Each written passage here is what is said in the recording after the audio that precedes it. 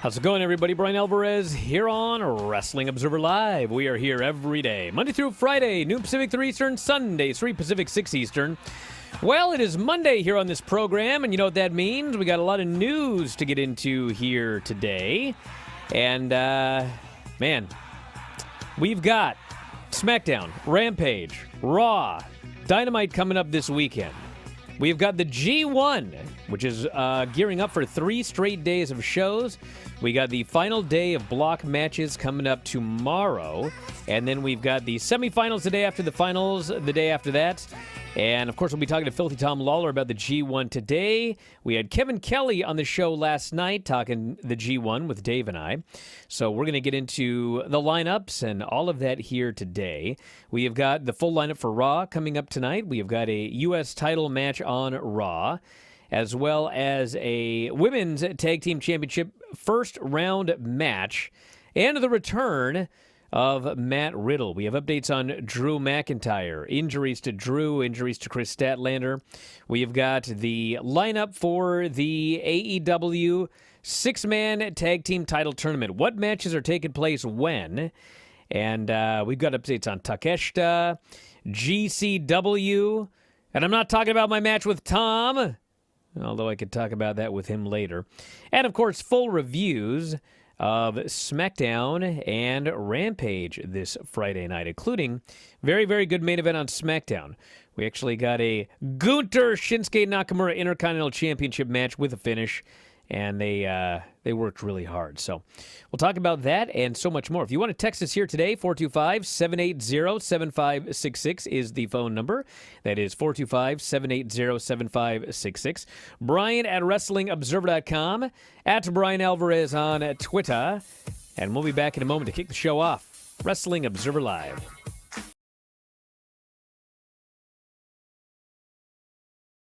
Hey there, everyone. It is Denise Salcedo. Welcome back to another commercial break. Joining me here today is none other than Craig Peroper. What's up, Craig? Hey, how are you? So this is round 2 of these games that we are doing on here. The last one didn't go too well, but you know what? I have hope for you, Craig. I have hope, and I think you'll get this next one. Now, I haven't told you what the game is. No. Are you ready, though? As ready as I'm going to get. Okay, so here's the game. This time I have scrambled up words for you, and you have to tell me what the word is. The category that you will be getting here today is celebrities who have appeared in wrestling in general.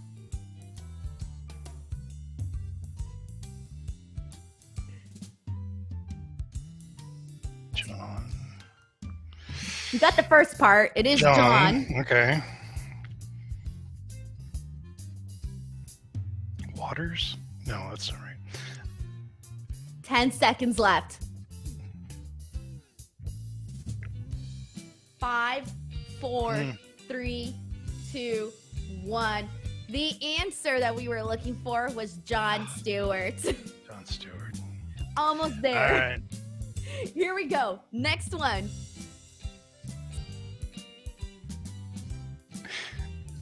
Cyndi Lauper. Yes, the answer is Cyndi Lauper. You got it. Congratulations. Which celebrity is this? Oh, jeez.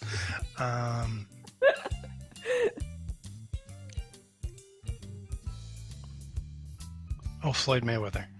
And you are correct, my friend. The answer is Floyd Mayweather. Who is this? That's Pee Wee Herman. Yes, Pee Wee Herman it is. Congratulations.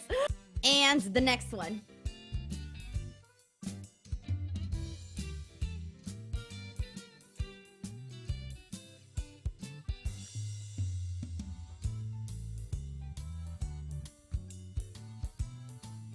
The clock is winding down. Craig is thinking really hard right now. The answer we were looking for here was Pamela Anderson. You know, as a younger man, I probably would have gotten that. Who was this celebrity? Betty White.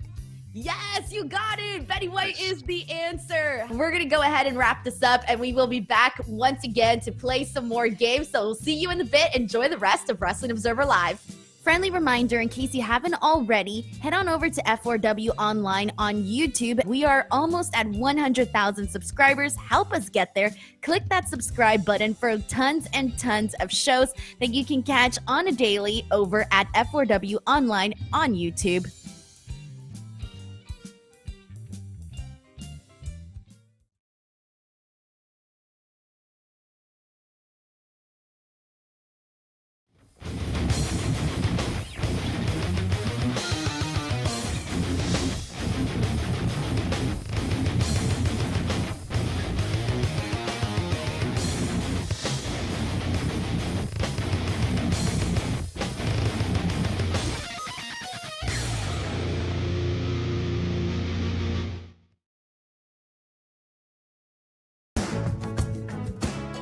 Back in the show, Bryan Alvarez here, Wrestling Observer Live. Mike Sempervive, also of WrestlingObserver.com.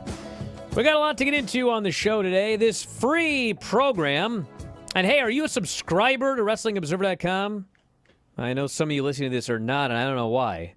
Yes, we give you free shows every day, but man, you got a lot of good stuff if you're a subscriber, including 13,000 archived shows. And one of those archived shows is last night's Wrestling Observer Radio with myself, Dave Meltzer, and Kevin Kelly, in which we spent almost 90 minutes talking about the G1. The G1 Climax Tournament 2022, which is wrapping up over the next couple of days. All three shows, August 16, 17, and 18 in Budokan. And tomorrow, August 16th, we've got Will Ospreay, Juice Robinson, Shingo Takagi, El Phantasmo, Goto versus Evil, Naito versus Zack Sabre Jr., Ishii versus Sonata, Tama Tonga versus Jay White, Jonah versus Bad Luck Fale, and Okada versus Lance Archer, which, by the way, that is the main event of tomorrow night's show. So if you're trying to figure out, well, who beats who to go where and what might it come down to, et cetera, sometimes you can check out the match order and figure things out. But regardless, the 17th, we have got 2 semifinal matches, and then they will put together the rest of the card based on who wins and loses on the 16th. And then on the 18th, we've got the finals and another full card. So 3 straight days of G1 coming up in, in about 24 hours or so, I would say. I'd have to look at my U.S. to Japanese time clock thingamajigger that I've got. You got one of those, Mike? I do. Yeah, what time is it in Japan right now? Around 4:14 a.m., thank you. 4:14 2 o'clock in the morning, something like that. 4:14 a.m. 14 hours. 14 hours. But anyway, if you want to hear Kevin Kelly, Dave, and I talk about the G1, that's the Wrestling Observer radio show last night. And I did you just get some watch... words in on that show. I just watched Filthy Tom and Jeff Cobb right before this show went on the air. I've watched all the Filthy Tom matches in the G1. I'm scouting him. And, man, he got a win over Jeff Cobb. Whew. Yikes. Mm-hmm. Yeah, That's a big win, brother. Nasty knee on the brain, too. No doubt about it. It wasn't like he pinned him. Small package victory. Yeah, nothing like that. This was not some flash pin or anything like that? Wow. Mm-mm. He manhandled that large, incredibly powerful man. What do you think he's going to do to you with all this pent-up frustration that he has with you talking about him? Because you know what? You can smile on the show and everything can be okay because he's a professional. Well, at least as much of a professional as he can be on that podcast. But when he gets you in the ring, all of those things you've said about him, all of those things you've said about the team, all of that stuff is going to come back. Beware, Bryan Alvarez. Billy Starks may be taking home you in pieces. Nope, not going to happen. Not going to happen. Dude, they're all beat up. Even Kevin Kelly said, the idea behind this thing with the 4 blocks and the extended tour and everything like that was, it's not going to be as brutal as having 9 matches in 12 days or whatever. But, man, some of these guys, they go days and days and days, and they got to go boom, boom, boom, boom, boom, and everybody's beat up, he said. And I thought, yep, everybody's beat up. But you know what else? Other people are beat up all around the world. Drew McIntyre The next challenger to Universal Champion Roman Reigns has been pulled off the weekend's live events in Salisbury, Maryland, and Atlantic City, New Jersey. A precautionary move due to lower back soreness. Fightful confirmed that McIntyre had been dealing with, quote, a rough back injury that requires additional rest. He is still expected to challenge Roman Reigns in the main event of next month's Clash at the Castle in Cardiff, Wales. No surgery expected. And, of course, he worked SmackDown, and then I think he's working again. Actually, I don't know if he's on the show tonight. But he will be on the show next Friday, and there's obviously travel days and everything like that. And I don't know the status of his back. I don't know what's going on.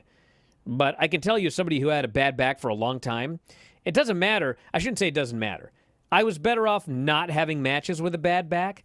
But if you've still got to stand in that line at the airport, and you've got to sit on that airplane, and you've got to sit, especially when you're the size, like I'm a small guy. Drew McIntyre isn't. You're being crammed into this seat on this airplane, and this travel's brutal. So, being pulled off events, I mean, that's all fine, but you're still having to travel. You're in those cars. You're in those airplanes. You're standing around in the airport. An injury like that, you need, I'm going to tell you a quick story. I was saying, before this? you do, even traveling first class, you Doesn't matter. still are hurting. Yeah, I mean, it's still, you're more comfortable in a way, but it still hurts. Your back hurts, it hurts. So now DJ here says, here's a secret about a bad back. It never gets better. Well, it depends. It depends on what the problem with your back is. For a lot of people, you're right. It never gets better. But depending on what the problem is, it can get better. But it depends on what the issue is. If you've got tightness in your lower back, if there's no disc issues or anything like that, I mean, you can go in and get a lot of chiropractic and massage and rest, and eventually your back can heal. But it depends on what the issue is. There are certain issues where you're right, it doesn't matter. But the thing, I once had tendonitis in my elbow, and I had it for years. And there's nothing that helped my tendonitis until finally, I can't even remember. I think it was on the internet, and it was just some rando, some guy. He had tendonitis, and he had advice if you have tendonitis, okay. And he was like, so if that's you take when they dug up a guy that actually they actually had a bunch of farmed out bodies that they would get stem cells from, and Brian's not going to tell you that part. No, they had bodies they mined for stem cells, and they put them into Brian. This internet rando said, I will tell you how to heal your tendonitis. And it's been like years. And I was like, all right, buddy, let me hear what you got to say. And you're going to love this one, okay? It's actually like the old joke. The guy goes to the doctor and he goes, every time I do this or that, it hurts, doc. What can I do? And the doc says, well, stop doing that. And actually, this guy, he said, I had this for years. And the only thing that cured my tendonitis is I had to literally stop doing every last single thing that caused any sort of pain. So you don't lift anything. Like if you've got to lift you've got to start doing your dishes with your left hand. It's like nothing. If there's anything you do that hurts, it's just going to hurt forever. And so anyway, I stopped doing, to the best of my ability, everything that hurt. And guess what? That poor woman has not healed you yet. That's what. It healed. So basically, I'm going to take this as you just didn't stop doing everything that you did before. It's you had to relearn how to do certain things. Well, here's what it was. Here's what it was. Do more damage. So this is not medical advice, everybody. Listen, go to your doctor. I'm just telling you what happened to me. So it was right here, right by the elbow bone on my right arm, okay? And what really bothered it was anytime I did anything that would be like a barbell curl, where your palm is up, okay? Anytime I lifted or I did anything with my palm facing up in a curling motion, it was brutal. And so I had to do everything with my palm down. That meant if I were going to go to the gym, I had to curl with my palm down. That meant when I was holding my daughter, I couldn't hold my daughter with my hand like this. I had to turn my hand this way. I had to hold her like on my forearm with my palm down.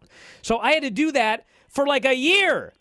And finally, it all went away. but I had to redo the way that I did everything with that arm in order to actually rest that tendon, because if you don't rest it, it's never going to heal. So my point is, with Drew McIntyre, like, this guy's got to get some rest for his back. If it is something that doesn't need surgery, he needs rest for his back.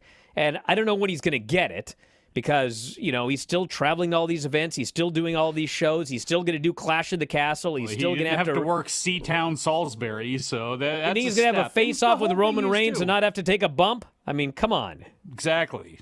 Well, I mean, look, you can do a lot of things creatively and keep him on the show without having to do anything physical until the very end when you need it. Back in a moment, everybody. We have more news. Observer Live.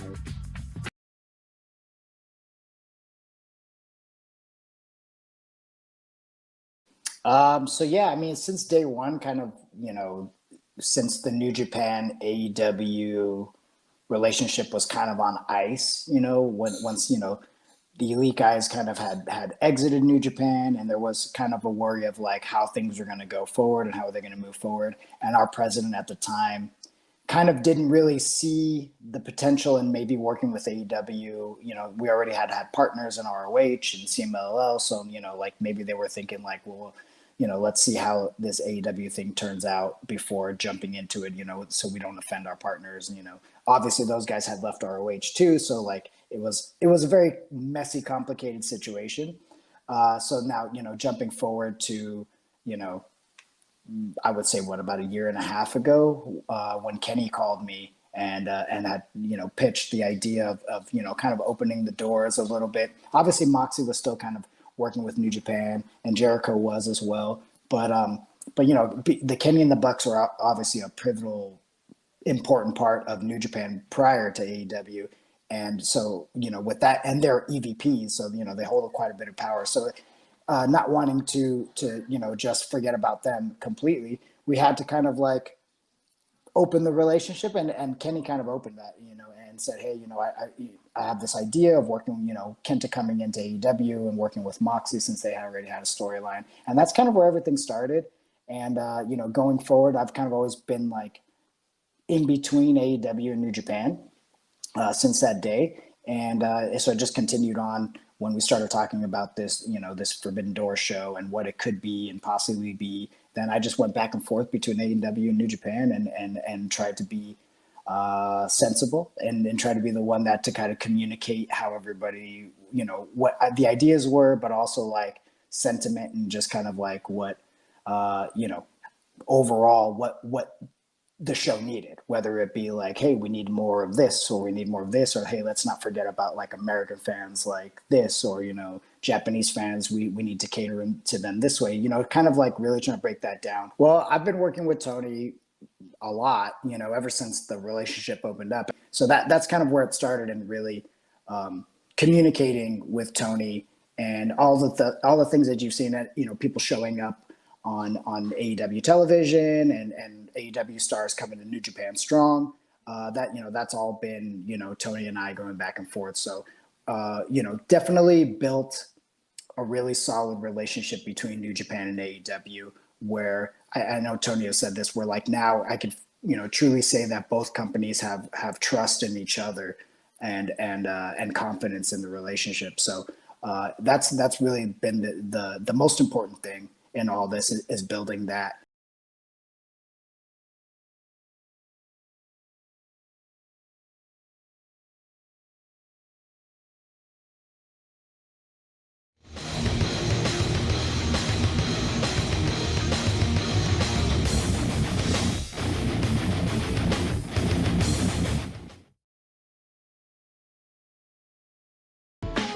Back on the show, Bryan Alvarez here, Wrestling Observer Live.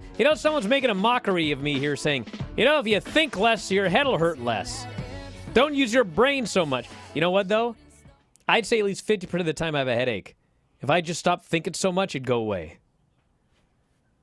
Although, got other injuries. So does that mean you're only thinking 50% of the time, Brian? No, 50% of the time. The other is like I'm dehydrated, not enough caffeine, 2 days after confirming she suffered another knee injury, Chris Statlander posted a workout video where she went into detail about the injuries and that she will need surgery. And the audio Statlander said she, quote, suffered a completely torn ACL and lateral meniscus, and that the workout was designed to help her maintain as much strength as possible to lessen post-operation atrophy. No timeline for the surgery. So the workout video was taken exactly a week after she suffered the injury, which was in her Friday, August 5th match against Sierra that was taped for AEW Dark. She landed awkwardly on her right leg after hitting a big boot and grabbed it afterwards. Did you guys see this? Did you guys see this this injury? I did. And it's one of those things we talk about all the time. Like, every time people go into all of the injuries and, you know, AEW, and there's obviously a lot of injuries in WWE, and people start talking about everything from the schedule to the number of matches to this to that. Chris Statlander's not working that many matches, and she didn't do anything dangerous at all. She literally did a big boot. She put her foot on the ground, her knee buckled, and she fell down. And that was it. Yeah. And things happen. And, you know, part of it may have been that she had a bad knee going in that had never fully healed. I don't know if it was the same knee, different knee. She'd had a knee injury before, but things just happen, dude. Same thing happened with Santana. You know, Santana did a move. It wasn't even like a high-risk move. I don't want to say just go out and do any crazy thing that you want, because you can get very badly injured when you do the real high-risk stuff. But I'd bet you anything if somebody went back and took every injury over the last 3 years, 5 years, and like how many of them were because of some high-risk dangerous spot, and how many were people took a step or people did a normal, non-dangerous move. I mean, it would. I swear to you, the percentage of non-high-risk injuries, I mean, it's probably got to be 95%, maybe even more. It's crazy how many people get hurt doing nothing as compared to the number of people that get hurt doing some crazy, Sammy Guevara getting thrown off the top of the cell or this or that or whatever. So people crack jokes about Kevin Nash getting hurt walking into the ring, but it's like, you know, didn't Tom Brady drop back and tear his Achilles? It's just one of those things where if it's your time, if it's going to happen, it's going to happen. You know, if there's no other, you know, extenuating circumstances around and things just, that's the way it goes. It's just been an awful time right now for the top talent in all of pro wrestling in America, and not, you know, especially AEW with the freakish things that have happened. And you can go, well, you know, CM Punk shouldn't have jumped into the crowd or whatever it is. It's just, if it's going to happen, that's the way it's going to go down. So the best to her, because she reinvents herself and then gets hurt. She's on the comeback trail, now gets hurt again. And it's just tough because they could use her. They could use her personality. And, you know, hopefully she can get back soon and be back at 100%. Yeah, the people are talking about Kevin Nash and Vince McMahon. These are a little bit different because it's one thing. Anybody, you plant your foot one way and your knee goes another way, and that's it for your ligament. Okay. It's pretty hard to figure out how to tear your quad off the bone walking. And with Vince, the Vince one was weird because the first quad, he tore the first quad. That was a concussion injury. I don't know if concussion is the right word, but he ran headlong into the side of the ring apron, and that's what tore the first quad. But then he didn't want to sell it. And so he jumps to his feet and he tries running with a torn quad, and then he tore the other quad. Impact injury, I guess you could call it. The first one was an impact injury. The second one was overcompensating for and then Nash was just, you know, he was walking and tore the quad off the bone. I mean, those are as you get older, weird true, injuries. But obviously, you know, but not necessarily. I mean, yeah, to see it happen in a wrestling ring or in that environment, yes. But as people get older, especially if they haven't taken great care of themselves and things like that, you know, we hear a lot about broken hips and things like that when it comes to older people. But weird things like that happen all the time with ligaments and tendons and all those sorts of things. Yeah, Triple H tore his quad. Like there have been some quad injuries in professional wrestling. Well, do you notice how many? Boy, same thing when it comes to football and baseball, too. I wonder if the number of quad injuries was higher at a certain period and point in time when guys were doing certain things, because you don't hear about quads as much. Maybe I'm but there was a time there where it's like there were a lot of guys tearing muscles off the bones and things like that who may have had arguably too much muscle on their frames. Got the first round matches for the Dynamite 6-man tag team title tournament. Wednesday, August 17th, we've got Andrade, Dragon Lee, and Rush versus the Young Bucks and a mystery partner. And they're kind of doing the CM Punk thing where pretty much everybody knows it's going to be Kenny Omega, but they're not actually saying Kenny Omega. But it's pretty sure it's going to be Kenny Omega. Oh We've got. What is this going to mean for Don Callis, Brian? What is this going to mean? Is he going to have to find another Canadian that he used to cavort with to maybe spend some time with? Because I can't see the Young Bucks and this man getting along. We have got Friday, August 19th, the Trust Busters versus the Best Friends. We have got Death Triangle versus Will Ospreay and Aussie Open on August 24th. And then TBA, we have Malachi Black, Brody King, and Buddy Matthews versus the Dark Order. And yes, the finals will be at All Out. So they're getting this thing going on Dynamite and Rampage. And it's kind of funny. You know, I've made comparisons between this 6-man tournament and the WWE Women's Tag Team Title Tournament in the sense that there's a lot of similarities. It's kind of weird. There are brackets, obviously, and one side of the bracket is much stronger than the other side of the bracket in both cases.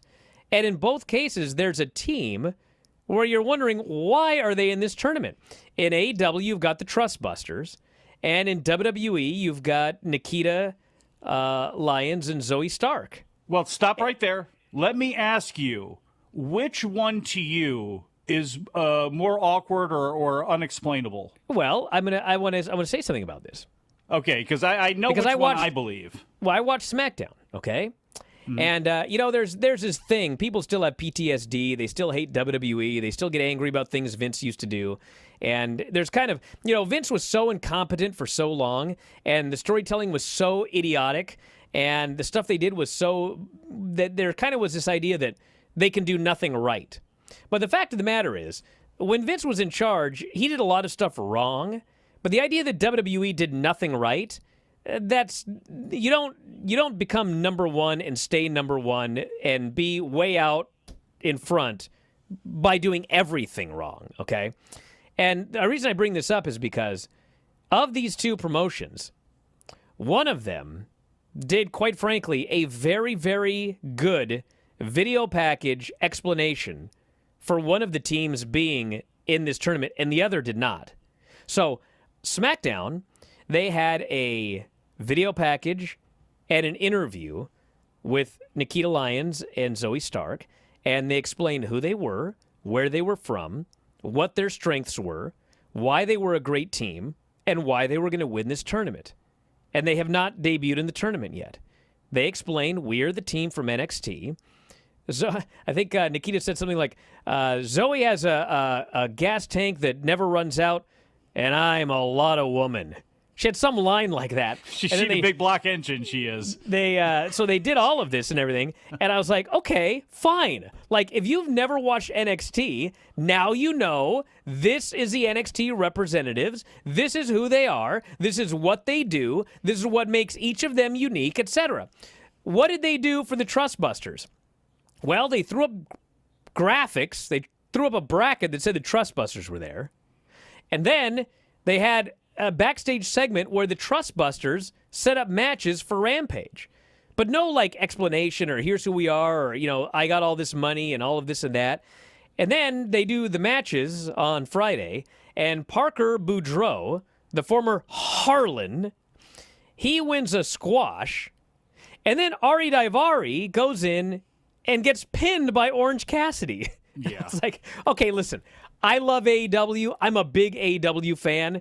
But, bro, WWE killed you in introducing this tag team into this tournament. They did a fine job explaining why Nikita Lyons and Zoe Stark are in the tournament. I am baffled still as to why. And then people are like, well, there has to be a team in there that's going to lose. I'm like, there's 7 teams in there that are going to lose. It's a tournament. They're all there to lose except the winners. You could put a good team in there. You could put the ass boys in there. But I don't want to go off on him because, like, I like Ari Daivari and, Harlan looked fine in the squash and everything like that. That's the thing. It's not about them personally. It's about the scenario and the situation, and it's silly. It didn't make any sense. And then you go and have Daivari lose. It didn't do anything for me there. It doesn't really make any sense, especially when you have so many other people and so many other teams that people want to see. For them to get thrown into this, and I get why you want to have Parker Boudreaux like in a high profile position, or you want to showcase him in the same way that I think Nikita Lyons and almost said Cora Jade, but they are being showcased to get a little taste. But WWE has the real estate and the time to do it. I don't believe that AEW does. Back in a moment with more Observer Live.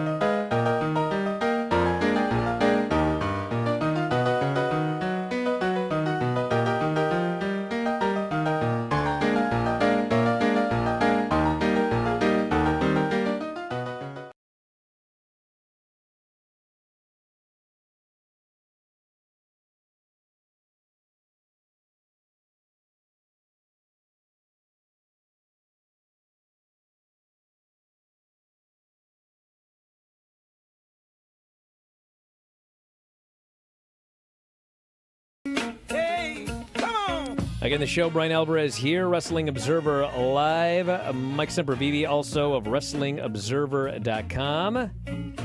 Takeshita's gone. Didn't we just ask a couple days ago, how long is this guy around for? Yeah. And somebody goes, a year. Wrong. He's already back to Japan.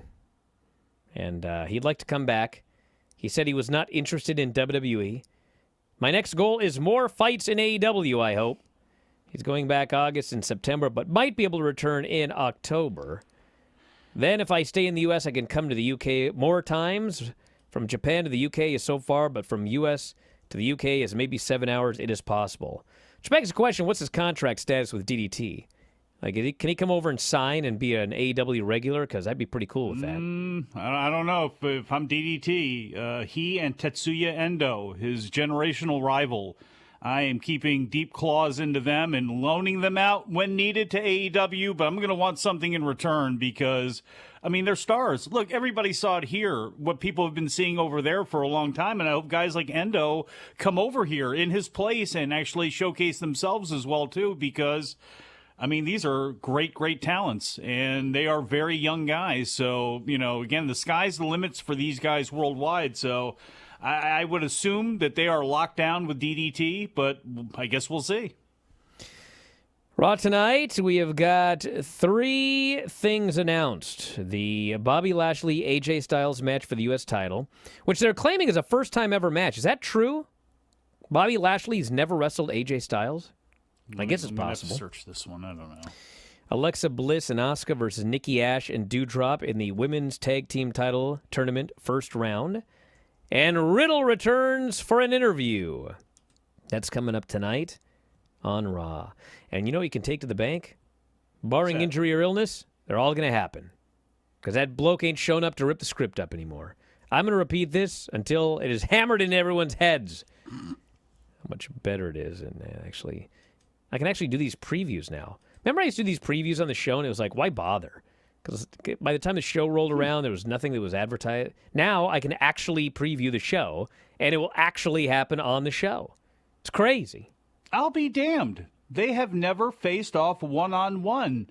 In multi-person matches, it's happened 4 times, if you include the Royal Rumble. So the closest you've ever gotten has been the Royal Rumble? I love when they that's consider the Royal Rumble like a multi-person match. Well, that's, like they may not even have been in the ring at the same time. He could have been eliminated before the other guy came in. Look, we're going through cage match here for ease and convenience, so that's why it comes up here. And I won't count like the Money in the Bank qualifying last chance gauntlet either, but that leaves the Elimination Chamber from earlier on this year as the closest we've ever come. With all those other people in the match, that's as close as we've ever come to a one-on-one match with those 2 men. All right, a couple of notes from the 2 shows this weekend. We had Raquel and Aaliyah beating Shotzi and Xia Li. So Aaliyah has moved on in this tournament with her partner, Raquel Rodriguez. And this match was fine. It was fine. And then we had Drew McIntyre coming out for a promo. And he talks about Karrion Kross attacking him. And then he starts talking about Roman Reigns when out comes Kross and Scarlett. And I'm not quite sure exactly what's going on here. They distracted him, allowing the Usos to jump Drew McIntyre. So are they in cahoots? No one knows. Okay, well, we'll follow up on that. So this led to a match later on, as we'll get to here. We had a video package for the Intercontinental title, and then we had Kofi attacking the Viking Raiders and destroying them with kendo sticks. But then the Raiders made their own comeback, and they destroyed Kofi, and they splashed him off the guardrail, and he was left for dead. Nothing like starting a fight as a babyface and getting your ass handed to you. But that's what happened here. We had the return of Hit Row, as expected, with B-Fab. They got B-Fab back here. And they defeated Brandon Scott and Trevor Irving. And they destroyed him, minute 38. And they did a promo afterwards. If you guys saw the original debut of Hit Row, I think they just replayed it. Because it was basically exactly the same thing. They did the promo. They talked about who they were. They showed people dancing to their music. And, yeah, they're back. But what does this mean? We're going to see how this goes. For Most Wanted Treasures, what does this mean? Will AJ Francis be back as the host of that show? You know what's funny about this? Top Dollar comes out. Go ahead. Top Dollar comes out. And by the way, I think there was an interview with them, and they said that they were like on the top of the list when Hunter came back, and he said, I love his confidence. Holy crap! I wish I just don't take anybody's crap. He says I stand up for myself, and he says Hunter said I never heard about any of this, so you're starting with a clean slate. Okay, great. He's starting with a clean slate. Let's hope it stays clean. Okay. But anyway, Top Dollar comes out for this match, and he's got an AJ Francis shirt on, which I guess it makes sense. It doesn't make sense because, they were out doing stuff, and Hunter apparently had called him and said, how fast can you be ready for TV? And they were like, we'll be there this week. So I guess, he was going to wrestle as AJ Francis because he couldn't be Top Dollar. And so he just wore his indie gear on the show. Like, you threw out all of your Top Dollar stuff? Apparently he did.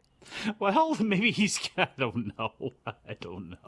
I was like Stokely Hathaway after he left WWE, did that, he was doing the one-man show thing or doing a stand-up thing. It's like, remember, this was the guy that started a fight with the Young Bucks over sneakers. So we'll see how it goes. Right, yeah. But that dude is he's a magnet, whether for good or bad.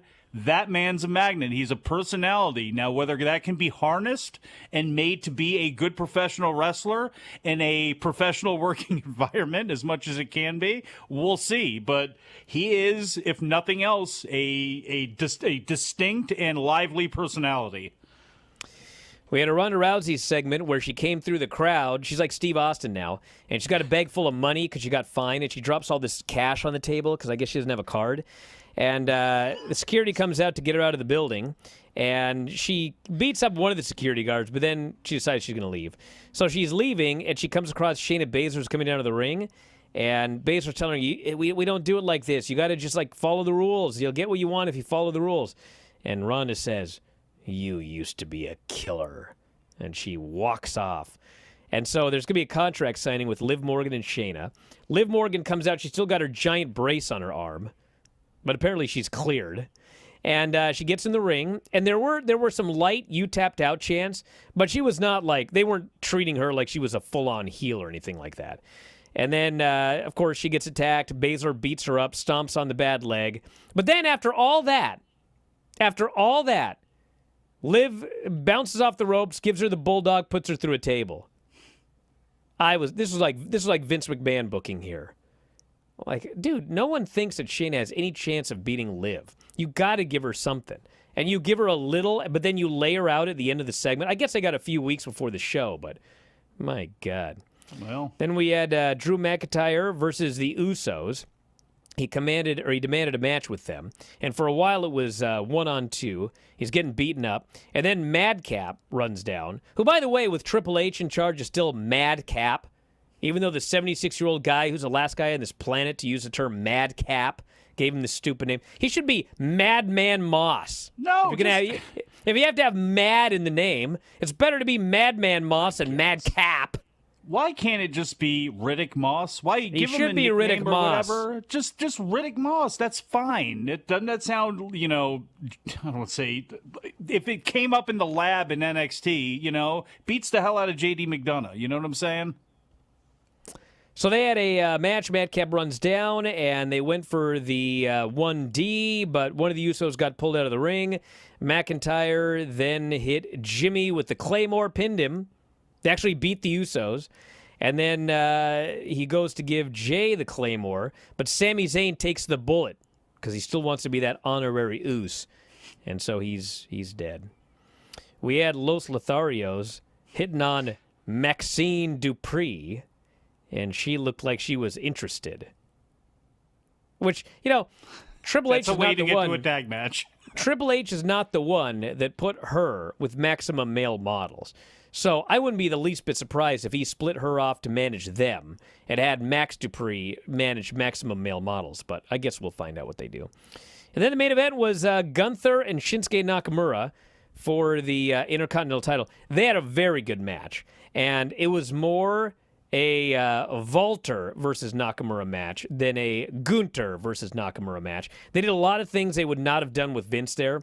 It literally opens with Shinsuke giving him so many leg kicks that he kicks his legs out from under him, which, Nakamura did leg kicks and that sort of thing when Vince was around. But, I mean, this was I'm going to chop you until you collapse. And then he goes to work on the arm. And then Gunther's trying to use the arm throughout the match, but his arm hurts. He tries to go for this, but his hand. I mean, they had a very good psychological, hard-hitting match.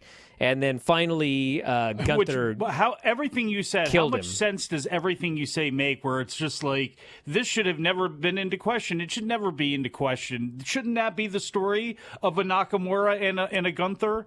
Would be him chopping him down? Well, it should. And but they like to do idiot-proof matches for these fans. Like, don't work 2 body parts. They'll get confused. Just work 1. Well, he worked several here. And they had a great match, and Nakamura got powerbombed and pinned, so Gunther retained the title. And overall, good SmackDown. Good show. Yeah, it actually was. Yep, Rampage had a Bryan Danielson interview, setting up his match with Garcia on Wednesday. We had Sammy Guevara and Ty Mello versus Dante Martin and Sky Blue, which, of course, Ty hit the Ty KO to win. So they are still the AAA World Mixed Tag Team Champions. If you're wondering what in God's name is going on, don't worry about it. Just watch the wrestling. Let me ask you a question. Yes, Mike. Do you think now could be the opportunity? We've heard TV-14s, we've heard this stuff, we've heard that stuff, but you saw moves in that match, even though the women and men had to wrestle aside from each other. We saw a DDT, I believe it was, from Ty and all that sort of stuff. Could we be seeing that more in WWE? Would you want to see that more in WWE? I don't think you see it, but what they'll do is they'll do the same thing that they did here, which is men have to wrestle men, women have to wrestle women, but it's okay for the women to do a spot to a man, but not vice versa. That's the way they're probably going to do it. Parker Boudreaux beat Sonny Kiss in a squash match. He looked all right, but it was like a minute. And then the Gun Club, not in the Trios title tournament, they defeated Eric Redbeard, and Danhausen. Poor Danhausen. I mean, someday he'll get a win. But he goes in there. They destroy him the entire break. He makes a hot tag. He tags back in. He gets pinned. Oh, my God. Do that right. When he gets that win, oh, my God, it's going to be incredible. A singles win from Danhausen. Then the main event was Orange Cassidy and Ari Daivari. And the match was good. Ari Daivari is a very good wrestler, and Orange Cassidy is a very good wrestler, and they had a very good wrestling match. And, if you don't care that they're in the tournament or you don't need them to have any credibility, that was all good. But I was watching and thinking, how are they going to beat Orange Cassidy? Because Ari Daivari's got to get a win. He's in this tournament. But no, he was beaten in the middle of the ring with the Orange Punch. And there you go. Back in a moment, everybody. Observer Live.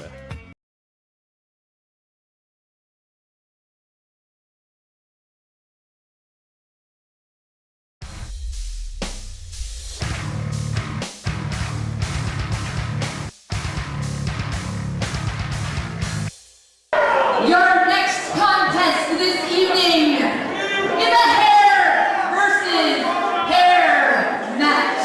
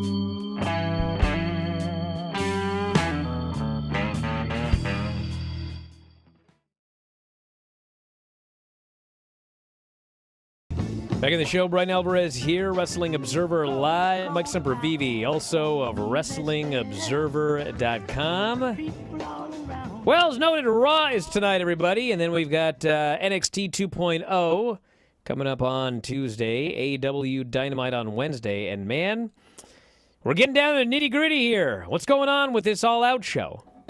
What's our actual lineup for All Out right now? Should we find out? Show's less than 3 weeks away. All Out, AEW 2022. Let's see what the official card is right now. All right. I'm saying matches. At least 2 matches. No matches? No matches. We got the final.